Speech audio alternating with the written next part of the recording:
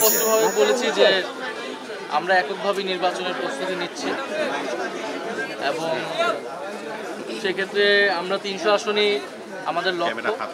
তবে যারা ফ্যাসিবাদ বিরোধী এবং গণতন্ত্র প্রতিষ্ঠার লড়াইয়ে অগ্রণী ভূমিকা পালন করেছেন, সেটা খালেদা জিয়ার কথা আমাদের নাসিরউদ্দিন পাটোয়ারি বলেছেন, ওনাদের বিষয়ে আমরা ওনাদের সম্মানে হয়তো আমরা সেসব জায়গায় আমরা প্রার্থী দিব না। বাট এছাড়া আমাদের সর্বাধিক আসনে আমরা আমাদের প্রার্থী শাপলা কলির জন্য আমরা প্রার্থী দিব এবং বাংলাদেশের মানুষের কাছে আমরা সেই আহ্বান জানিয়েছি।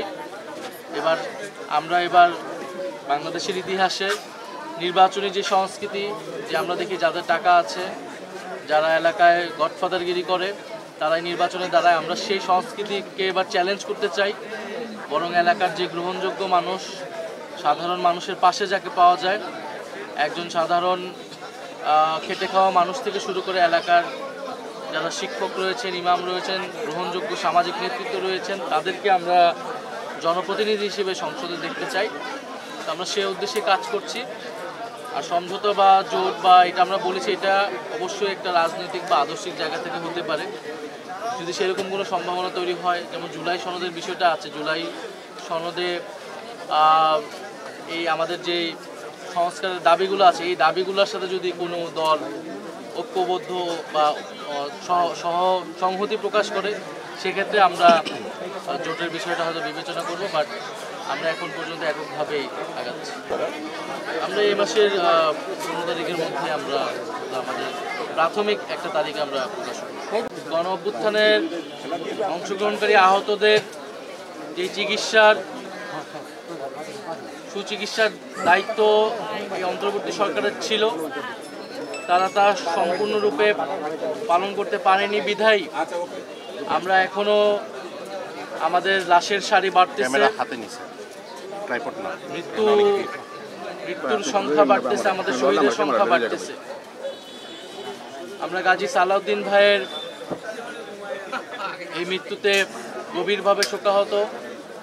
আমরা সরকারের প্রতি দৃঢ়ভাবে বলতে চাই, আমাদের যারা গণ অভ্যুত্থানের আহত যোদ্ধা যারা রয়েছেন, এখনও যারা কাতরাচ্ছেন, এখনও যাদের শরীরে স্প্লিন্টার রয়েছে, যারা নানাভাবে অঙ্গ ক্ষতিগ্রস্ত রয়েছে, তাদের সর্বাত্মকভাবে সর্বোচ্চ পরিমাণে যতটুকু সহযোগিতা করা প্রয়োজন, চিকিৎসার নেওয়া প্রয়োজন, সেটুকু যাতে সরকারের জায়গা থেকে করে। এবং এই চিকিৎসা, অনেকে যে ক্ষতিগ্রস্ত হয়েছে, এটা তাদের দীর্ঘমেয়াদী চিকিৎসা প্রয়োজন। হয়তো সাময়িক একটা চিকিৎসা অনেকেই পেয়েছে, কিন্তু দীর্ঘমেয়াদী এই চিকিৎসাগুলো যদি অব্যাহত না থাকে, তাহলে এরকম ঘটনা কিন্তু ঘটতে থাকে। ফলে এখন আমরা নির্বাচনের ডামাডোলে যাতে আমাদের এই আহত ভাইদের কথা, আমাদের এই শহীদ পরিবারদের কথা ভুলে না যাই, না হলে আমাদের এই গাজী সালাউদ্দিন ভাইয়ের মতো এরকম অনেকেই কিন্তু মৃত্যুবরণ করতে থাকে। ফলে এই যে তাদের স্বাস্থ্য সুবিধার কথা যেটা বলা হয়েছে, এইটা নিয়েও নানা অভিযোগ আছে।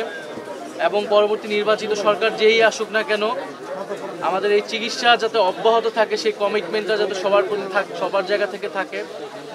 এবং গাজী সালাউদ্দিন ভাইয়ের পরিবারের পাশে আমরা আছি। আমরা কর্তৃপক্ষের কাছেও সরকারের কাছেও আহ্বান জানাবো, তাদের পরিবারের দায়িত্ব যাতে রাষ্ট্র নেয়। ওনার 2টি সন্তান রয়েছে, ওনার স্ত্রী অসুস্থ। এবং গাজী সালাউদ্দিন ভাই ওনার একটা কথা আমরা শুনতে পেয়েছি যে উনি মারা যাবার কয়েকদিন আগে কোনো একটা রাজনৈতিক দলের নেতাকর্মীদের দ্বারা তিনি হেনস্থার শিকার হয়েছিলেন। ফলে এরকম জুলাই যোদ্ধারা যারা বাংলাদেশের বিভিন্ন অঞ্চলে রয়েছেন, তাদের এরকম রাজনৈতিক নিরাপত্তা সংকটও রয়েছে। জাতীয় নাগরিক পার্টির জায়গা থেকে আমরা সবসময় তাদের সর্বাত্মকভাবে পাশে আছি, কিন্তু সরকারকেও দায়িত্ব নিতে হবে এবং সকল রাজনৈতিক দলকেও এই দায়িত্ব নিতে হবে, যাতে এই পরিবারগুলো, এই মানুষগুলো লড়াইয়ের ফলে, তাদের ক্ষতির শিকারের ফলে কিন্তু আমরা গণ অভ্যুত্থানে সফল হয়েছিলাম, আমরা ফ্যাসিবাদকে বিতাড়িত করতে পেরেছিলাম এবং বাংলাদেশকে নতুনভাবে বিনির্মাণের স্বপ্ন দেখতে পাচ্ছি। ফলে তাদের প্রতি সেই সম্মান, তাদের প্রতি যাতে সেই সহমর্মিতা আমাদের এবং সেই শ্রদ্ধা আমাদের সবসময় থাকে। আমরা এখানে শুনতে পেয়েছি স্থানীয় বিএনপির কয়েকজন নেতাকর্মীদের তিনি হেনস্থার শিকার হয়েছেন, পরে এটা থানা পুলিশ পর্যন্ত গিয়েছিল। ফলে এবং আওয়ামী লীগের জায়গা থেকে তো আমাদের যারা গণ অভ্যুত্থানের যোদ্ধা ছিলেন তারা সবসময় হেনস্থার শিকার হয় বা একটা থ্রেটের মধ্যে থাকে।